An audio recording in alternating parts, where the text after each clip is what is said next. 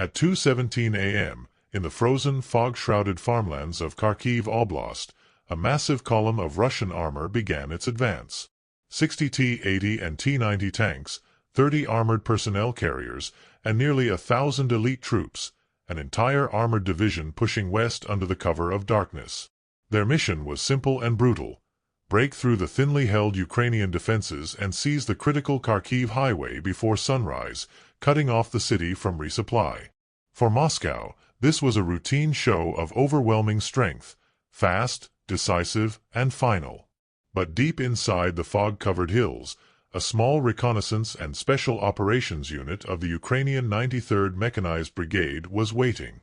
They were not a brigade. They were not a company. They were just 16 soldiers, outnumbered more than 50 to 1. They were outgunned and running low on supplies. Yet their commander had no intention of retreating. What the Russian generals didn't know was that Ukraine had prepared a trap designed not just to stop the convoy, but to erase it. On paper, the odds were impossible. The Russian armored division carried more firepower in its initial assault wave than the entire Ukrainian brigade had in its sector. Ukraine's defense relied on a handful of Javelin and Stugna-P anti-tank missiles, 2 reconnaissance drones, and a single HIMARS launcher positioned 30 kilometers behind the line. They had no heavy armor in the immediate area. No air cover. They had only 3 things: terrain, intelligence, and timing. The commander understood a basic law of modern warfare: you can't win by fighting their strength. You win by breaking their rhythm. So he ordered his 16 soldiers to stay silent, to become ghosts in the landscape, and wait. At 2:41 a.m., the ground began to tremble. Russian artillery opened fire, a massive grid bombardment designed to annihilate defensive zones before the tanks even arrived. Shells rained down across the treeline. Mud, smoke, and static filled the air. For 20 minutes, the Ukrainian line was silent, enduring the barrage. Then, through the haze, the sound changed, the deep, guttural rumble of engines, getting closer. The convoy had entered the valley. At 2:59 a.m., the commander gave a single quiet order over the encrypted channel: Trigger Alpha.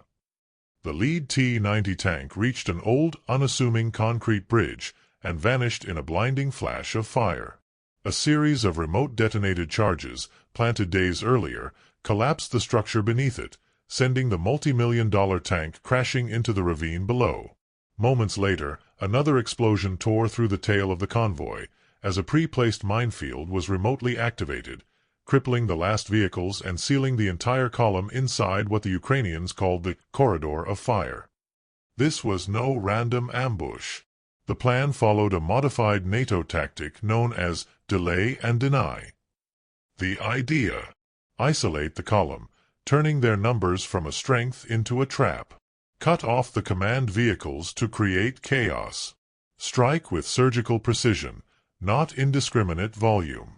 Disappear before any effective artillery response is possible. Using live drone surveillance, operators relayed the heat signatures of every vehicle to the HIMARS unit far in the rear. Every missile strike was guided in real time, not at the massive tanks, but at the high-value, soft targets: command vehicles, electronic warfare trucks, and mobile repair units. By 3:20 a.m., the Russian column had lost all communication with their command. What had started as a confident advance was now a blind, desperate struggle for survival. At 3:27 a.m., the HIMARS launched its first salvo. 4 rockets screamed through the sky, invisible to the naked eye, but devastating upon arrival.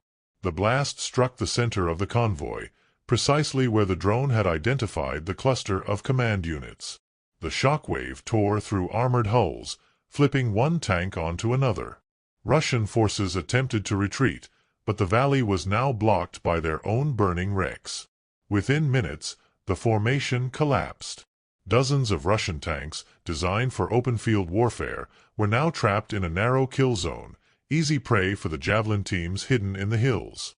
Each missile rose silently, curved mid-air, and struck from above, the top attack method that pierced their turret armor like paper.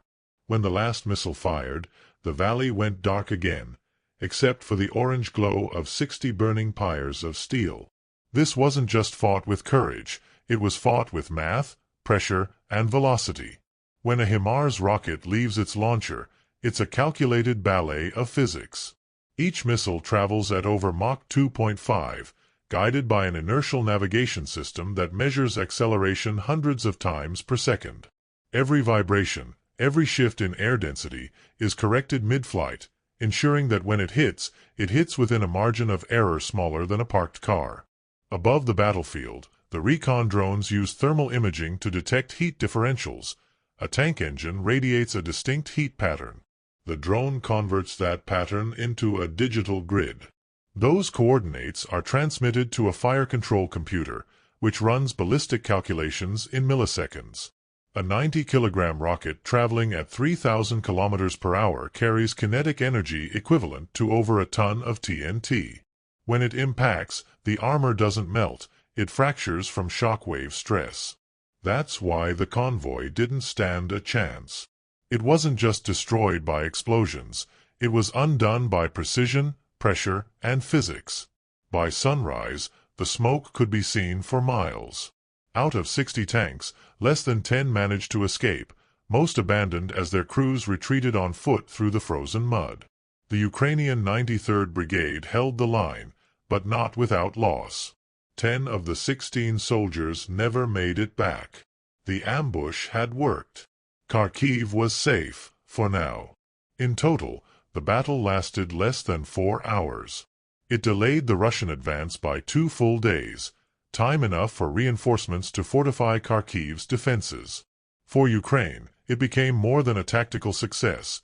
It was a statement that precision, courage, and coordination could defeat even the strongest war machine.